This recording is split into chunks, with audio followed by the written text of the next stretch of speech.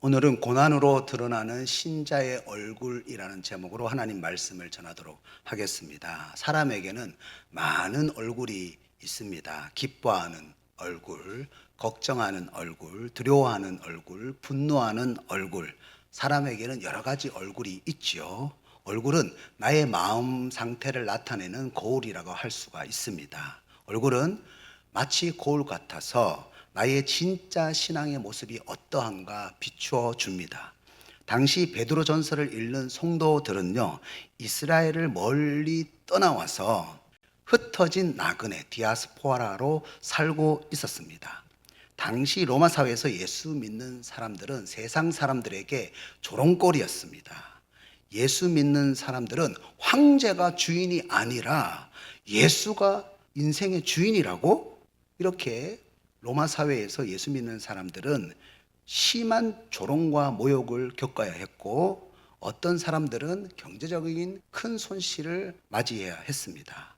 이런 고난에 겪게 되면은요, 당연히 두려움의 얼굴, 분노의 얼굴, 수치스러운 얼굴, 슬픔의 얼굴, 외로운 얼굴이 인생에 나타날 수가 있죠.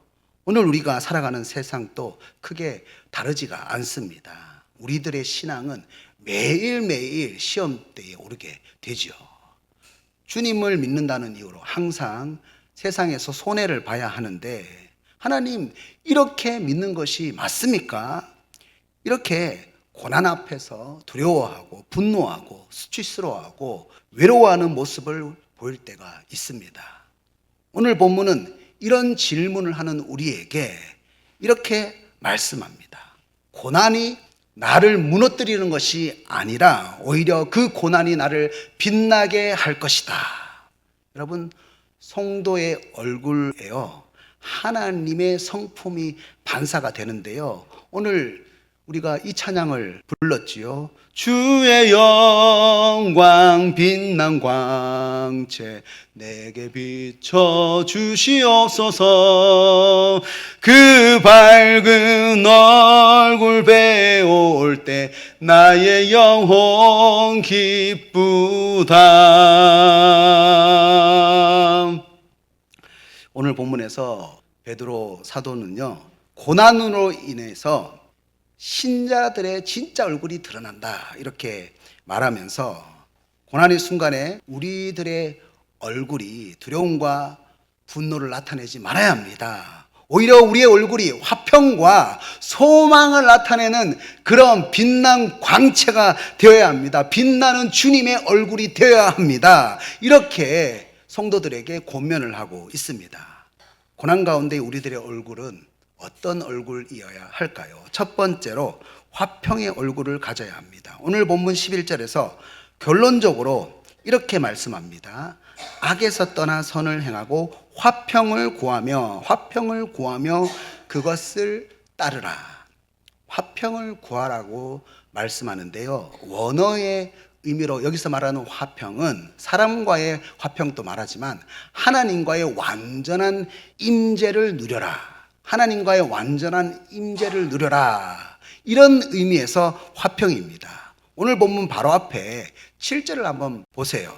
부부관계, 사람과의 관계에 대한 이야기를 하면서 하나님의 관계에 대해서 말씀을 합니다. 이렇게 얘기하죠. 이는 너희 기도가 막히지 아니하게 하려 함이라. 사람의 관계가 막히게 되면은 하나님과의 관계도 막히게 된다. 영적인 관계도 막히게 된다. 이렇게 말씀하고 있어요. 성도들이 어려운 환경에 우리가 처하게 되면은 삶의 무게에 짓눌리게 되면은요, 어떤 일이 우리의 삶에 벌어지게 됩니까? 고난받고 있는 나만 보이게 되는 거예요. 나만 힘든 것 같아요. 하나님이 계시다면 왜 나에게 이런 일을 주십니까? 왜 저 사람은 나에게 도움이 되지 않습니까? 이렇게 힘든데 주변에 도움이 되는 사람이 있어야 되는데 왜 하나님은 내 주변에 도움되는 사람을 붙여주지 않습니까? 이렇게 하나님을 원망하게 되고 또 사람을 원망하게 됩니다. 아담이 하나님이 먹지 말라고 했던 선악과를 먹고 난 다음에 뭐라고 이야기를 했습니까? 창세기 3장 12절을 한번 보십시오.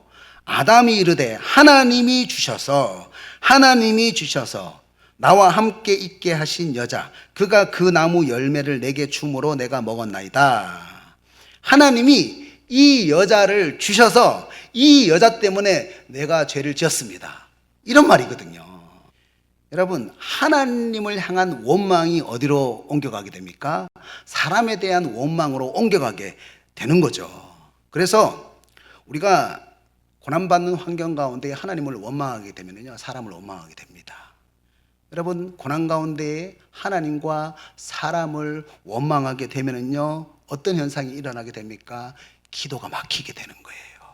하나님과 화평을 누려야 되는데 그 화평을 우리의 삶에서 누리지 못하게 됩니다. 그런데 고난 가운데 하나님과 사람들을 원망하지 않아요. 하나님을 신뢰합니다. 그렇게 고난 가운데 하나님을 신뢰하면서 말씀과 기도로 계속 나아가게 되면은요, 우리의 삶이 어떻게 됩니까? 하나님의 성품이 내 마음에 임하게 되는 거예요. 하나님의 방법이 내 마음에 임하게 되는 겁니다. 그러면은 우리가 어떻게 됩니까? 다른 사람들에게 하나님의 성품으로 나아갈 수가 있습니다. 8절부터는 하나님과 화평한, 하나님과의 충분한 풍성한 임재를 누리는 내가 어떤 성품과 방법으로 살아가는지 보여주고 있는데요, 8절에서 이렇게 말씀하죠. 너희가 다 마음을 같이하여, 이렇게 말씀합니다.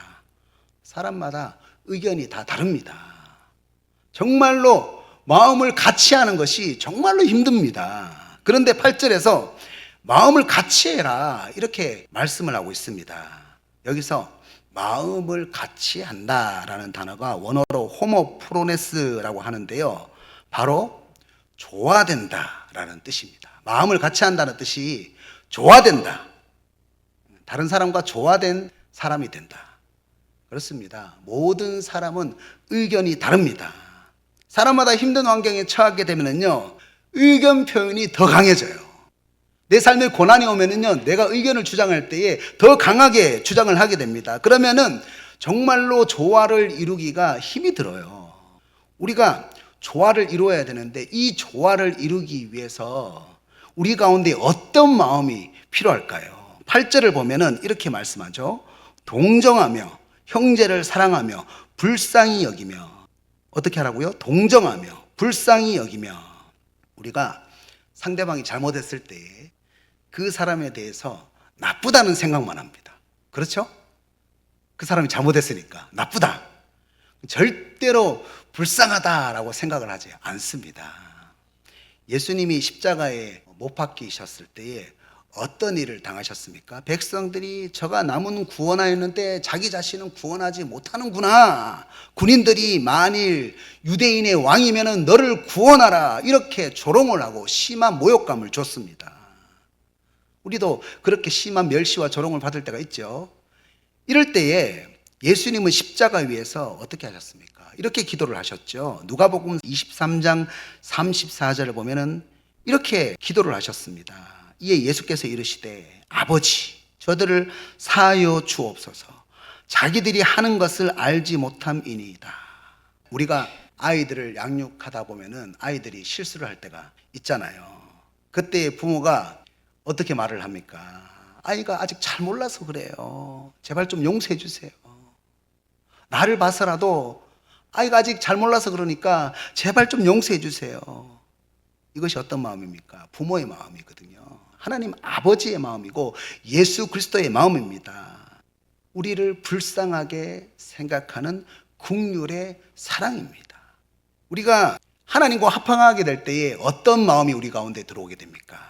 이런 예수 그리스도의 긍휼의 성품이 우리 마음 가운데에 들어오게 되는 거예요. 그러면은 다른 사람들을 불쌍하게 생각하는 겁니다. 다른 사람에 대해서 동정할 수 있는 마음이 생기게 됩니다. 그런데 상대방이 나에게 실수를 했을 때에 시야가 좁아집니다. 힘든 일이 특별히 있으면 더 시야가 좁아지죠. 다른 사람을 불쌍하다고 생각할 여유가 없어지게 되는 겁니다. 그래서 내가 받은 상처와 아픔만 내 마음에 새기면서 절대로 용서하지 못한다, 상대방이 나쁘다, 이렇게만 생각을 하게 되는 거예요. 그런데 여러분, 우리가 어떻게 살아가야 됩니까? 우리 가운데 하나님의 화평이 있어야 되는 거예요.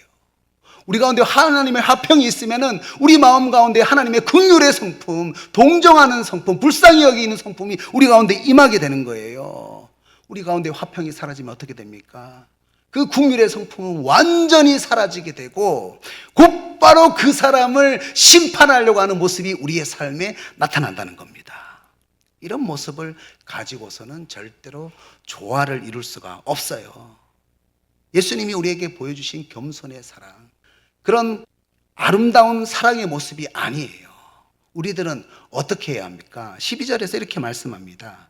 주의 눈은 의인을 향하시고 그의 귀는 의인의 간구에 기울이시되 주의 얼굴은 악행하는 자들을 대하시느니라 하였으니, 우리는 심판은 하나님께 맡기고 주님이 십자가에 위에서 보여주신 그 긍휼의 모습, 화평의 모습, 겸손의 모습으로 하나님께 나아가면서 화평을 위해서 계속 기도할 수 있어야 합니다. 여러분, 우리의 삶에 결국 조화를 이루지 못하게 되면 어떤 행동이 나타나게 될까요? 심판을 해야 되거든요. 내가 심판을 해야 되거든요. 9절처럼 악을 악으로 갚아야 되고 욕을 욕으로 갚아야 됩니다. 누군가가 나에게 악을 행하면은요, 무엇이 나옵니까? 악이 나오는 거예요. 누군가가 나에게 욕을 하면은 무엇이 나오게 됩니까? 욕이 나오는 거예요.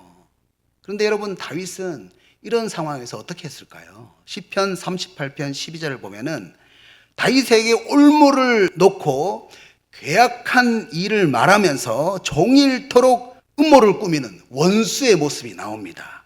그때 다윗이 13절에서 14절까지 어떤 반응을 보였습니까?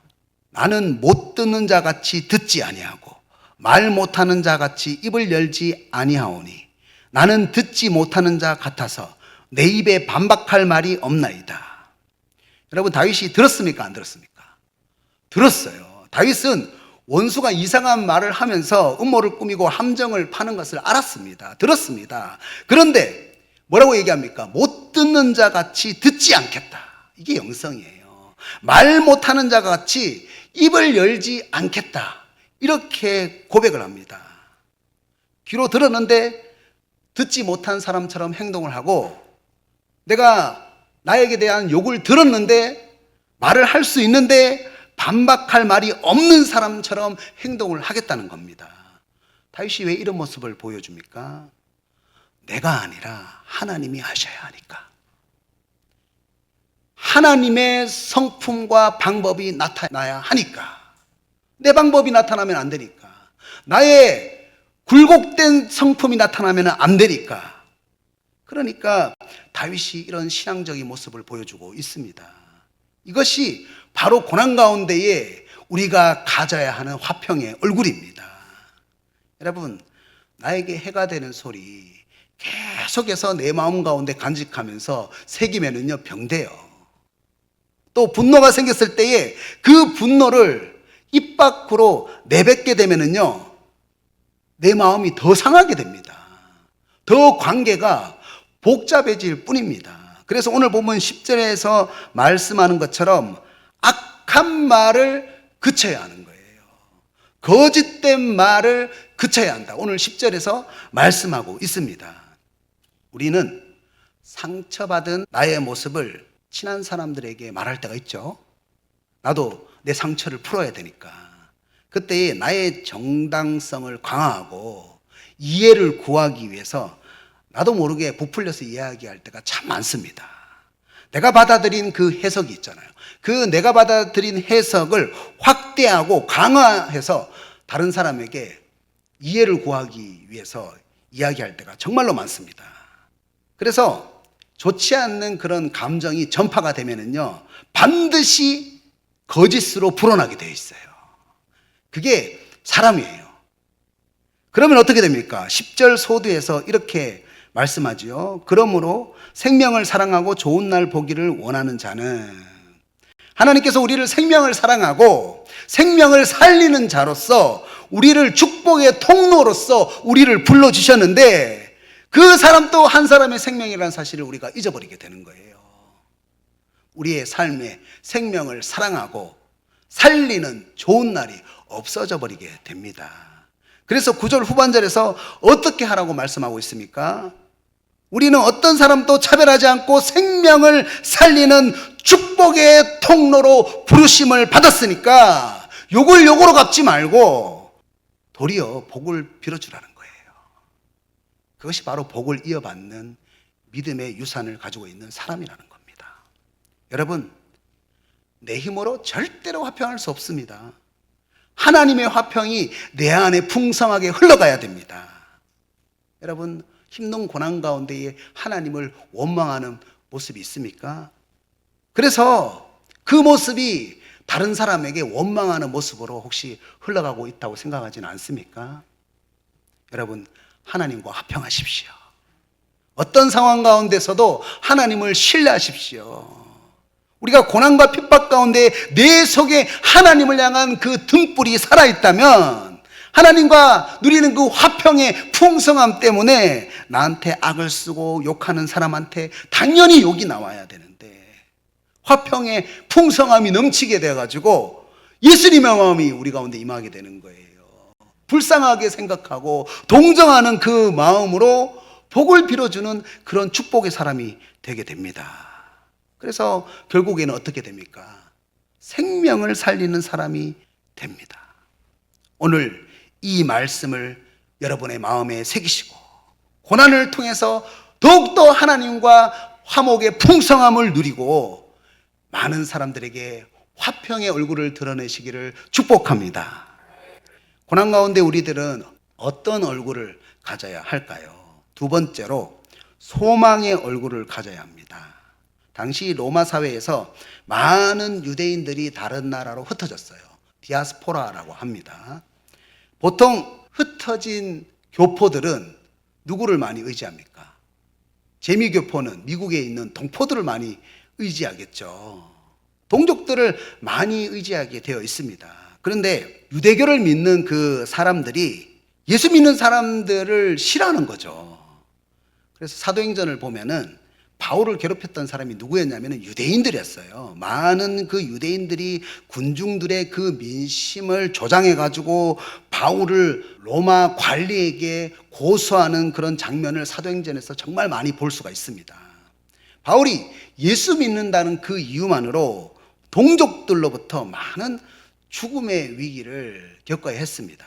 마찬가지로 베드로에게 편지를 받고 있는 이 성도들도 이런 위기를 겪고 있는 그런 상황인 거예요. 내가 믿었던 사람이었는데 예수 믿는다는 이유로 어느 날 갑자기 핍박을 하는 그런 상황에 처해 있는 거죠.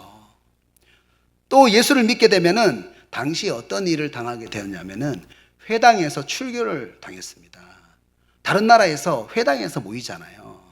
당시 회당이 유대인의 교육이 다 회당에서 이루어집니다.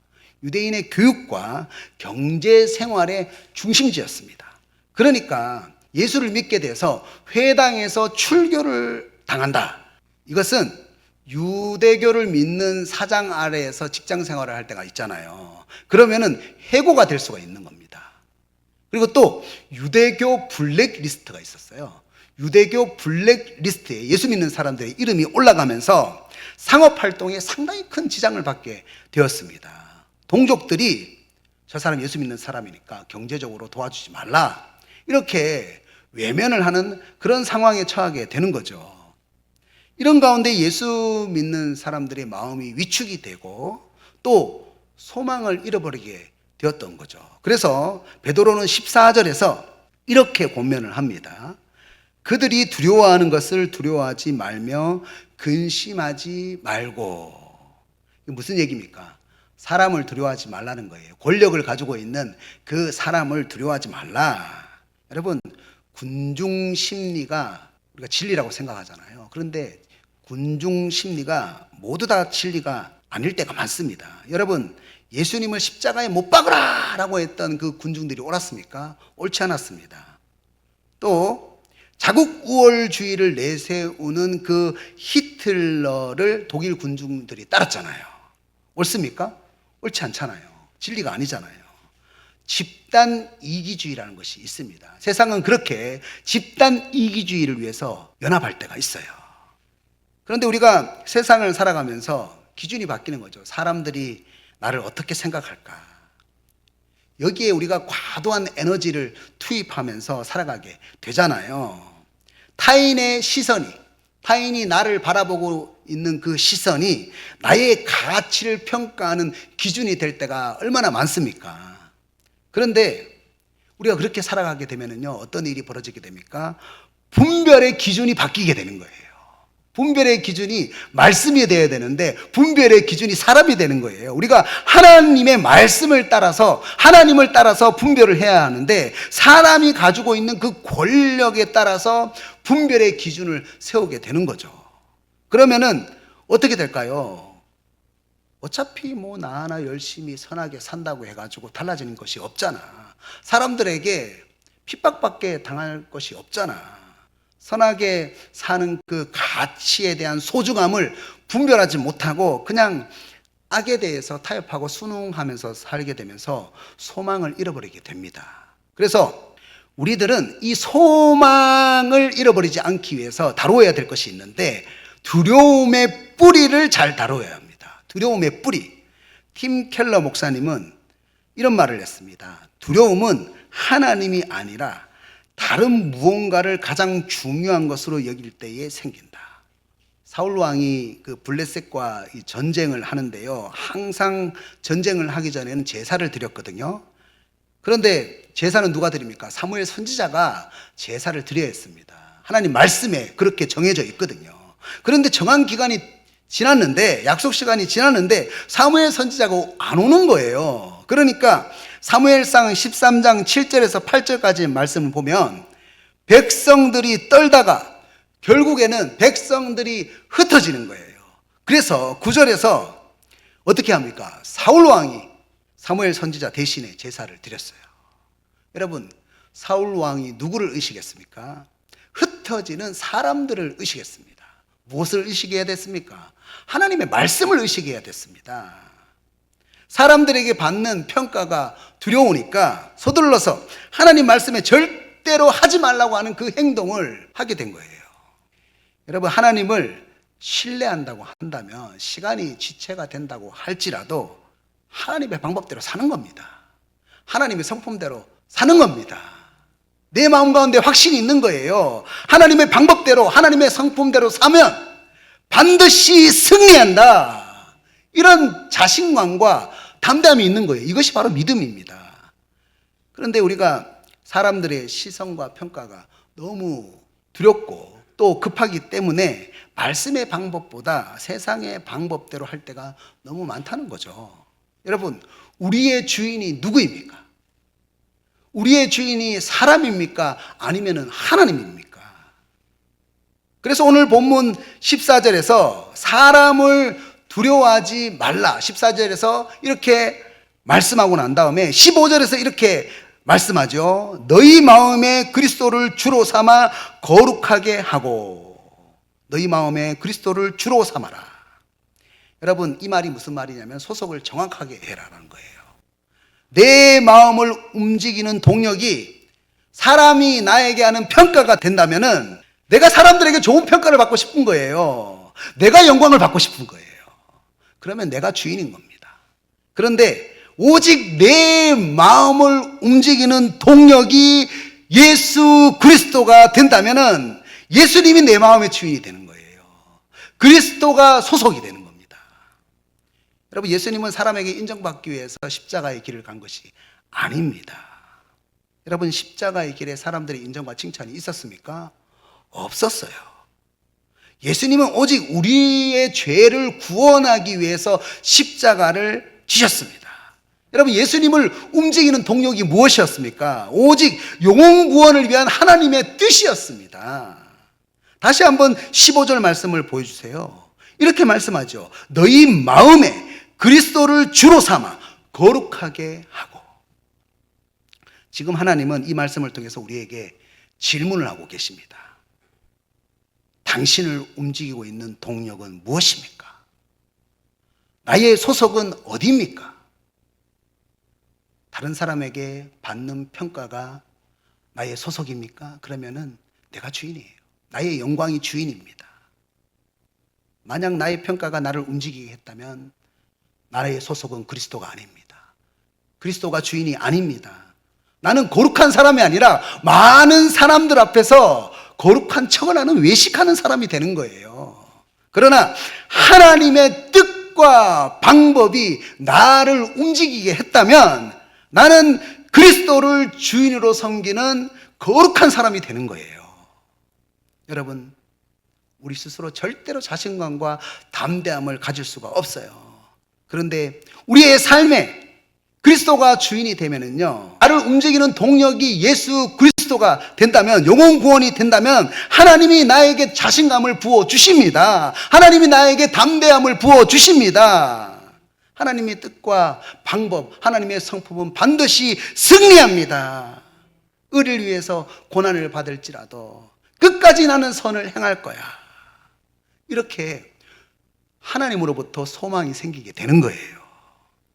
그러면은 여러분, 어떤 현상이 일어나게 될까요? 주위의 사람들에게 호기심을 받게 됩니다. 15절 말씀에서 호기심이 생기죠. 이때 우리는 그러면 어떻게 해야 될까요? 너희 속에 있는 소망에 관한 이유를 묻는 자에게는 대답할 것을 항상 준비하되, 너는 이렇게 고난이 많은데, 사람들에게 핍박을 받는데 어떻게 그렇게 화평을 구하고 또 삶에 항상 소망이 가득한 얼굴을 가질 수가 있느냐, 이렇게 소망에 관한 이유에 대해서 물어볼 때에 대답해야 하는 메시지를 준비하라, 이렇게 말씀하고 있죠. 여러분, 누구에게라도 복음을 전할 수 있는 타이밍이 생겼을 때, 하나님의 때가 딱 생겼을 때에 복음을 전할 수 있도록 준비하라는 말씀입니다. 여러분, 누구를 만나더라도 복음을 전할 수 있는 훈련이 되어 있습니까? 저는 오늘 이 말씀을 묵상하면서 우리 성도들을 그렇게 훈련시켜야 되겠다는 마음을 주셨어요. 여러분, 혹시 이런 훈련을 받고 싶다면 저에게 찾아오십시오. 1대1로 복음 제시 훈련을 해드리겠습니다. 저만 복음을 전하는 것이 아니에요. 여러분의 삶에 소망이 가득한 얼굴로 살아간다면 반드시 여러분에게 묻게 되는데, 그때에 우리가 복음을 전할 수 있어야 한다는 겁니다. 그리고 복음을 전할 때 어떤 자세로 전하라고 말씀합니까? 15절 후반절 말씀에 온유와 두려움으로 하고 라고 말씀하죠. 여러분, 복음을 전할 때에 논쟁적으로 하지 말라는 겁니다. 논쟁적으로 하지 말고 온유하게 조심스러운 태도로 복음을 전해라, 이렇게 말씀하고 있습니다. 그래서 16절에서 결론적으로 어떤 고난 가운데서도 우리가 이렇게 선한 양심을 가지고 살아가면 결국 우리의 선행에 대해서 욕했던 사람들이 부끄러워하는 날이 온다는 거예요. 우리의 선행을 하나님께서 높여주는 그런 날들이 우리에게 온다는 겁니다. 이것이 바로 예수 믿는 사람들이 세상에서 싸우는 방법입니다. 여러분, 이 방법을 여러분 마음에 새기십시오. 오늘 이 말씀을 여러분 마음에 새김을 통해서, 고난을 통해서 오히려 소망의 얼굴이 드러나서 많은 사람들에게 복음을 전하는 인생이 되시기를 축복합니다. 이제 말씀을 적용하겠습니다. 로마서 5장 3절에서 4절까지를 보면은 이렇게 말씀합니다. 다만 이뿐 아니라 우리가 환난 중에도 즐거워하나니 이는 환난은 인내를, 인내는 연단을, 연단은 소망을 이루는 줄 암이로다. 세상은 환난을 피해야 할 재앙으로 생각을 합니다. 그런데 진짜 신앙은요, 환난 가운데의 신앙이 더욱더 깊어집니다. 왜냐하면 올바른 신앙은 환난 가운데에 더욱더 하나님을 신뢰하는 인내와 또 불 속에서 재련된 순금과 같이 불순물이 하나도 없는 그런 내면으로 연단되는 성품이 된다는 거예요. 이렇게 우리가 하나님께 깊이 신앙의 뿌리를 내리면서 하나님을 향한 소망이 가득 차는 그런 신앙이 되는 겁니다.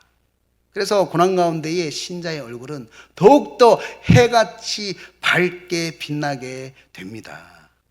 여러분, 우리 고난 가운데서 어떤 얼굴을 가져야 하겠습니까? 첫 번째로 화평의 얼굴을 가져야 합니다. 여러분, 내 힘으로 절대로 화평할 수가 없어요. 화평이라는 성품은 내가 주장할 수 있는 성품이 아닙니다. 여러분, 아무리 힘든 고난이 있더라도 하나님과 화평하십시오. 그 화평한 풍성함이 다른 사람에게 흘러가는 거예요. 여러분, 혹시 어려운 고난 가운데 하나님을 원망하고 다른 사람을 원망하는 모습이 있지는 않습니까?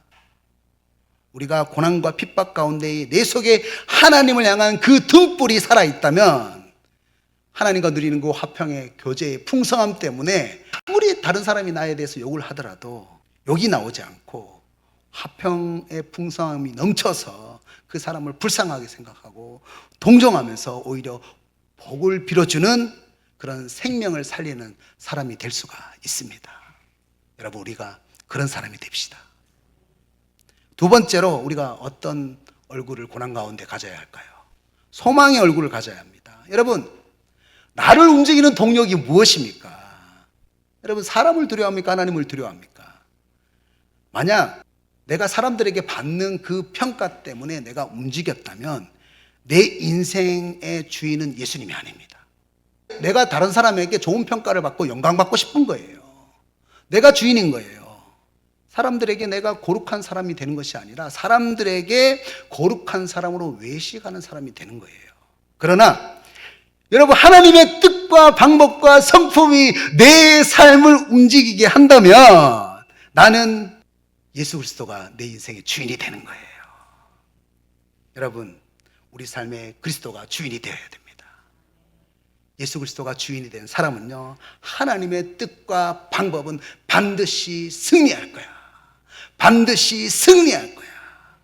의를 위해서 고난을 받을지라도 끝까지 나는 선을 행해야지. 끝까지 선을 행하면서 복음을 전해야지. 이렇게 하나님으로부터 소망이 생기게 되는 거예요.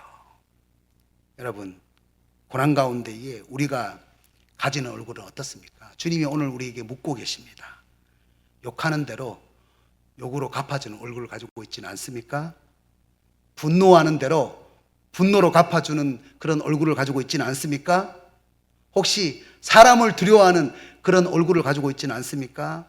하나님께서는 오늘 우리에게 고난 가운데에 화평의 얼굴을 가져라, 고난 가운데에 소망의 얼굴을 가져라, 이렇게 말씀하고 계십니다. 오늘 이 시간 이 말씀을 우리의 마음에 새김으로 오히려 나에게 있는 그 고난이 화평의 얼굴과 소망의 얼굴을 드러내는 기회가 되시기를 주님의 이름으로 축복합니다.